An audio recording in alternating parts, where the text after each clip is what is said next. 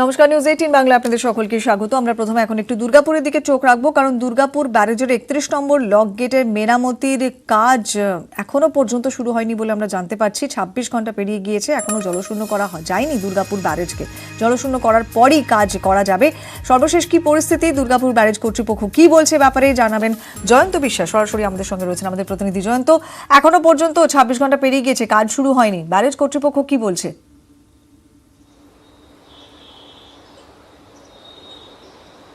দেখো, গতকাল সকাল 5:30টায় এই ঘটনা প্রথম নজরে আসে। দুর্গাপুর ব্যারেজের 31 নম্বর লক গেটের নিচের অংশ ভেঙে গেছে এবং জল বেরিয়ে যাচ্ছে। তারপরে সিদ্ধান্ত নেওয়া হয় যে দুর্গাপুর ব্যারেজকে জলশূন্য করে মেরামতি করা হবে। সেই মতো জলশূন্য করার কাজও শুরু হয় বেলা 10টা নাগাদ এবং ধীরে ধীরে জল ছাড়া হয়। 3-4টি গেট প্রথমে খোলা হয়, পরে আরো 2টি গেট খোলা হয় জল ছাড়ার জন্য। একসঙ্গে সমস্ত জল ছেড়ে দেওয়া হলে নিম্ন দামোদর এলাকায়, হাওড়া হুগলির কিছু এলাকা প্লাবিত হতে পারে, এই আশঙ্কা থেকে ধীরে ধীরে জল ছাড়া হয়। এখনো পর্যন্ত যেটা দেখা যাচ্ছে যে ব্যারেজ পুরো জলশূন্য হয়নি, অর্থাৎ জল বেশ কিছুটা রয়েছে। মাইথন জলাধার থেকে জল ছাড়া বন্ধ করে দিয়েছে ডিভিসি, কিন্তু যে দূরত্বটা আছে সেই দূরত্ব যে জলটা, সেই জল ধীরে ধীরে আস্তে আস্তে অনেকটা জল এখনো পর্যন্ত জমে আছে।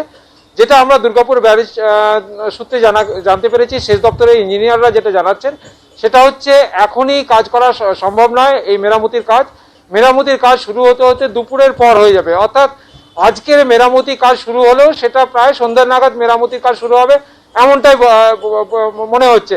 অর্থাৎ আরো একটা দিন মেরামতি ছাড়াই এই জল মানে দুর্গাপুর ব্যারেজের মেরামতির কাজ শুরু না হয় যে জল যন্ত্রণা দুর্গাপুর শহরে। যখন মেরামতির কাজ শুরু হবে সেক্ষেত্রে কতক্ষণ পর্যন্ত দুর্গাপুরবাসী জল পাবেন না, বা মেরামতি করতে কতক্ষণ লাগবে এখনো পর্যন্ত সে ব্যাপারে কি জানানো হচ্ছে?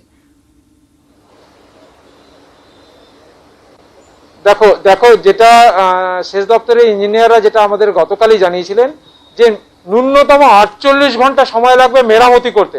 আর মেরামতি হয়ে গেলেই যে জল সরবরাহ হয়ে যাবে এবং ব্যারেজ জলের ভর্তি হয়ে যাবে সেটা কিন্তু নয়। আবার মাইথন জলাধার থেকে জল ছাড়া শুরু হবে, সেই জলটা দুর্গাপুর পর্যন্ত পৌঁছাতে যথেষ্ট সময় লাগবে। সেই জল ভর্তি হবে, ভর্তি হওয়ার পরই সেই জল আবার ওখান থেকে তুলে যে পাম্প হাউসগুলো আছে দুর্গাপুর মিউনিসিপ্যালিটির, দুর্গাপুর ইস্পাত কারখানা কর্তৃপক্ষর, ডিপিএল এর, সেগুলো সেখানে ভর্তি হবে, সেগুলো ফিল্টার হবে, তারপরে জল সরবরাহ করা হবে। অর্থাৎ গোটা প্রসেসটাতে 5 থেকে 6 দিন মিনিমাম সময় লাগবে, এটা জানা যাচ্ছে। অর্থাৎ জল যন্ত্রণা দুর্গাপুর শহর পেতে চলেছে, এটা কিন্তু পরিষ্কার। পায়েল, অনেক ধন্যবাদ জয়ন্ত, তোমার সঙ্গে আমি কোয়েল ছিলাম।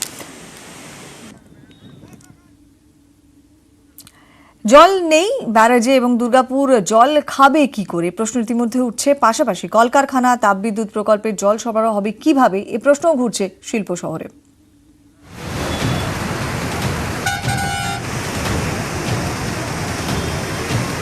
লকগেট ভাঙায় জলশূন্য দুর্গাপুর ব্যারাজ শুকিয়ে থাকলে শহরের তেষ্টা মেটাবে কে, তৈরি হয়েছে আশঙ্কা। ব্যারাজের জল সরবরাহ দুর্গাপুরের 43টি ওয়ার্ডে। কলকারখানায় জল সরবরাহ হয় দুর্গাপুর ব্যারাজ থেকে। আসানসোল, বাঁকুড়াতেও জল সরবরাহ হয় ব্যারাজ থেকেই। দুর্গাপুর পুরসভার আশ্বাস, সমস্যা হবে না। 3 দিন একবেলা করে সব ওয়ার্ডে সরবরাহের মতো জল মজুদ আছে। তাছাড়াও বিকল্প ব্যবস্থা করা হচ্ছে। যে ওয়াটার ট্যাঙ্কার আছে সাফিসিয়েন্ট, আমরা পাড়ায় পাড়ায় ওয়াটার ট্যাঙ্কার দেবো, পাউচগুলোও দেবো। কোনো অবস্থাতেই আমরা নাগরিকদের কোনো রকম জলের কষ্ট হয় সেই অবস্থার মধ্যে ফেলব। 2017তেও এমনই হয়েছিল, তাই এবার দ্রুত পরিস্থিতি মোকাবিলা করছে শিল্প শহর। দুর্গাপুর ইস্পাত কারখানায় জল মজুদ, টাউনশিপের জন্য জল মজুদ রয়েছে। দুর্গাপুর প্রজেক্ট লিমিটেডেও জল মজুদ রয়েছে বলে দাবি। আগামী কয়েকদিনে মেজিয়া তাপবিদ্যুৎ প্রকল্পেও জলের সমস্যা হবে না। কিন্তু জলের জন্য চিন্তায় দুর্গাপুর কি করোনার ভয় ভুলল? জলশূন্য ব্যারাজ এখন দর্শনীয় স্থান, করোনার ভয় ভুলে ভিড়ে ভিড়াক্কার, ফেরিওয়ালার হাঁকডাক। বর্তমান স্বাস্থ্য পরিস্থিতি যে জায়গায় দাঁড়িয়ে, করোনা পরিস্থিতি যথেষ্ট উদ্বেগের, সেই জায়গায় দাঁড়িয়ে এইভাবে মানুষ যদি প্রত্যেকে মাস্ক ছাড়া একসঙ্গে বেরিয়ে পড়েন, যাদের ফিজিক্যাল কোনো ডিস্টেন্স নেই, সেটা আরও কিন্তু খারাপ হতে পারে। অর্থাৎ ব্রিজ ভাঙা বা লকগেট ভাঙা দেখতে এসে করোনা নিয়ে বাড়ি ফিরছেন না তো এইসব মানুষ, এটা কিন্তু একটা আশঙ্কা থেকেই যাচ্ছে। ক্যামেরা সৌমেন দাসের সাথে Iran Roybarman, news 18 Bangla, Durgapur. Staff special ট্রেনে উঠতে চেয়ে হাওড়া স্টেশনে ফের বিক্ষোভ, আরপিএফ এর সঙ্গে হাতাহাতি বাঁধলো এবং তাতে ধুন্ধুমার পরিস্থিতি সামাল দিতে ডাকতে হলো হাওড়া সিটি পুলিশকে। লাঠিচার্জ এবং হুড়োহুড়িতে আহত হয়েছেন বেশ কয়েকজন। আমরা এই খবরে যাব, তবে এই মুহূর্তে আমরা সরাসরি চলে যাচ্ছি রাজ্যপাল জগদীপ ধনখড়, তিনি সাংবাদিকদের মুখোমুখি হয়েছেন। Our health infrastructure in the state of West Bengal collapsed. Health infrastructure could not measure up to the requisite requirement in spite of our state having enormous human resource. And the reason for that has been ill-advised, unfortunate, confrontational stance of the state government to the well-meaning schemes of the central government. We have had to pay a heavy price. In North Bengal, I have got lot many reports that only tangible, effective health infrastructure was available only with North Bengal Medical College. To have namesake institutions does not give strength in times of crisis. It would have been good for the state, good for the health sector, and good during this crisis if Ayushman Bharat had been adopted by the state of West Bengal.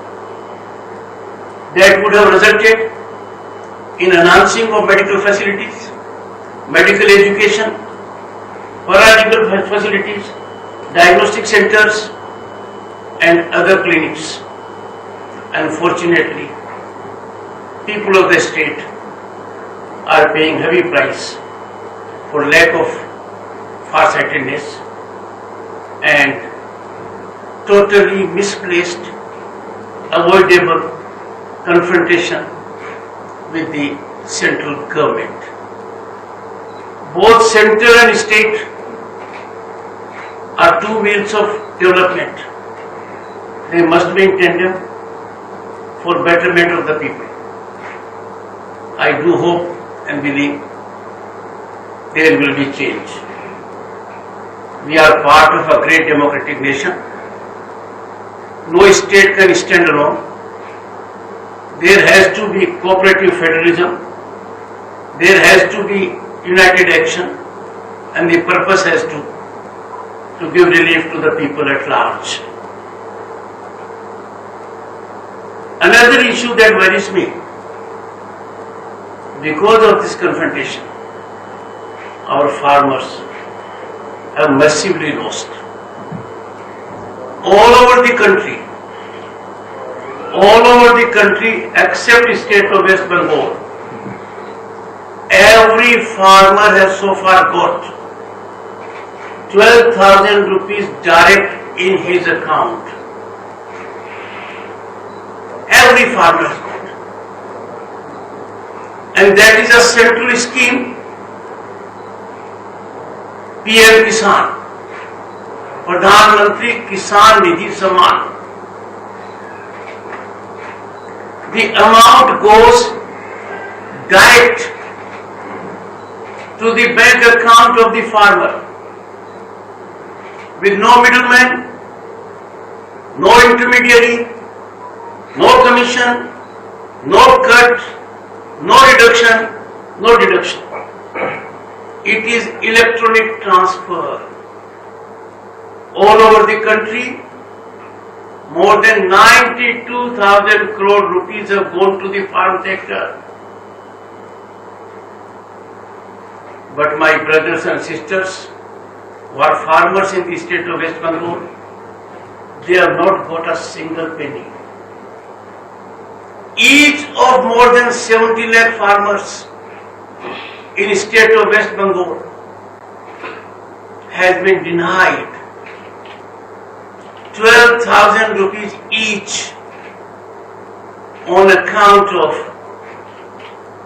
inaction, wrong policies, misplaced confrontation of the state government with the central scheme.